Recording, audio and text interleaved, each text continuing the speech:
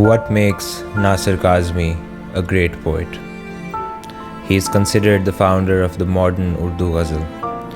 But was he really that important a poet to be considered as great? Let's take a look at some of his verses.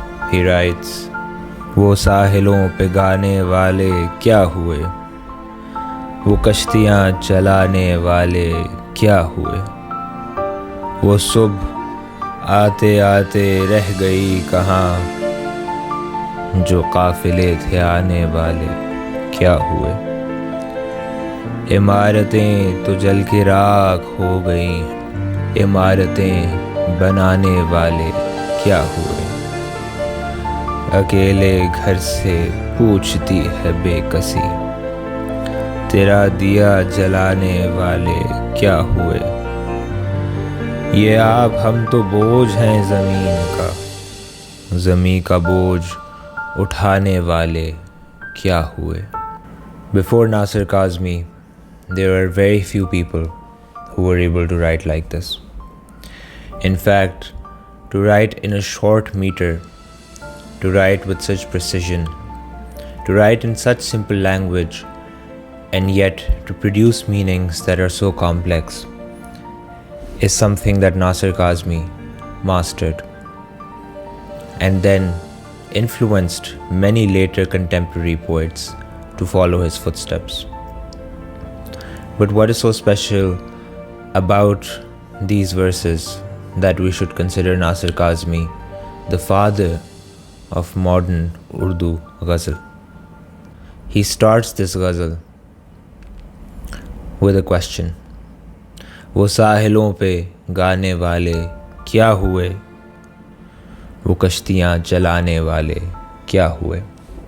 What happened to those who would sing on the shores? What happened to those who would row the boats? There is a sense of isolation here, which is very different than all other kinds that has been written before Nasir Kazmi. Mostly ghazals have been about the beloved, about love, and the conventional understanding is that that is what a ghazal is for. The form is there to lament and mourn the beloved or to express their beauty. However, with Nasir Raza Kazmi, there is a different sense of isolation, desolation that gets produced. When he asks the question, what happened to those who sang on the shores? वो साहिलों पे गाने वाले क्या हुए? There is almost no response that comes back. In fact, the second misra itself is a question and not a response. वो कश्तियाँ चलाने वाले क्या हुए? It's almost a self-conversation.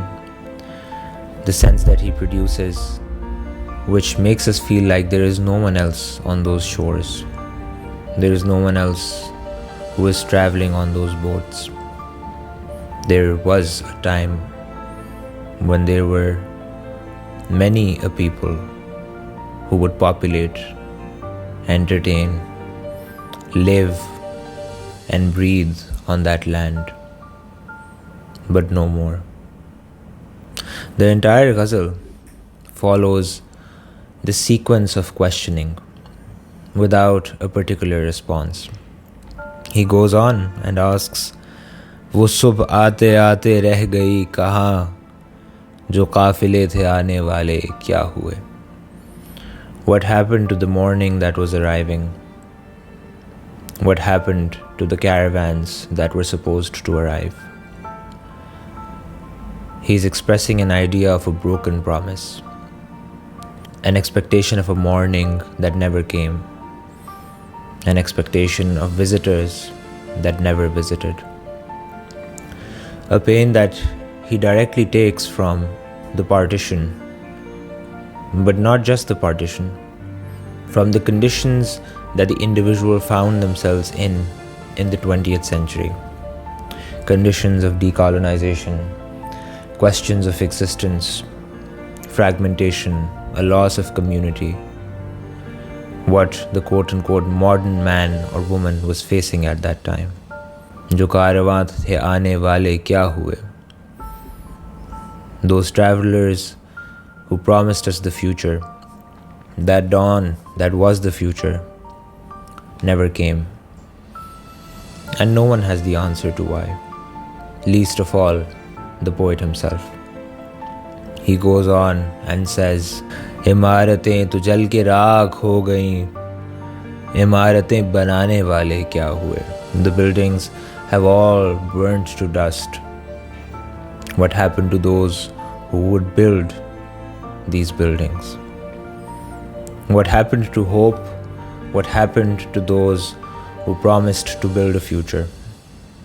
Who is going to rebuild the destruction that has been caused by humans on this planet? Who is going to answer for the desolation that resides inside the individual of the 20th century? Who is going to rebuild all that has been burned? अकेले घर से पूछती है बेकसी, तेरा दिया जलाने वाले क्या हुए? From the empty house, my hopelessness asks, what happened to those who would light lamps in you? Notice how the conversation is still between himself, his hopelessness, and an empty house. What in Urdu we call veerani and wahshat. No response, just a few questions, and darkness, because we know that there is no one to light a lamp. And he ends the ghazal by saying, ये आप हम तो बोझ हैं ज़मीन का, ज़मीन का बोझ उठाने वाले क्या हुए? You and I are burdens on this earth. What happened to those who used to lift these burdens? Once again, perhaps talking to his isolation, perhaps talking to the flawed individual of that era, perhaps talking to the bloodshed, the pain and the loss that Nasir Kazmi has seen in his life, or perhaps just talking about the existence of man that weighs down this earth as a burden, produces waste, excess, pain, desolation, violence, oppression. And the question is, what happened to those who could relieve the earth of this burden? What happened to the promises of hope, to those who promised to rebuild, who promised to fight against oppression and violence, who promised to light a lamp in the darkness of hopelessness, to alleviate suffering? There is no answer. There are only questions. And that is why Nasir Kazmi is considered the father of the modern Urdu Ghazal.